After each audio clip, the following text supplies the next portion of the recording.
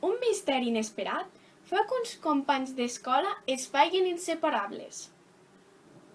Soc Marta Insa i avui anem a parlar del cas del quadre desaparegut de Jordi Sierra i Fabra.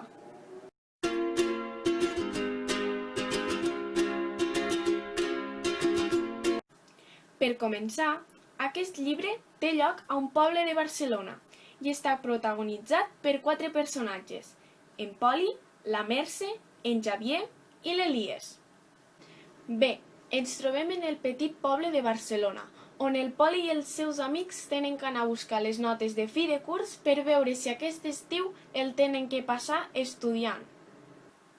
Però una visita a Can Viladecans els deixa de pedra. Pues resulta que el quadre que acaben de veure ha desaparegut.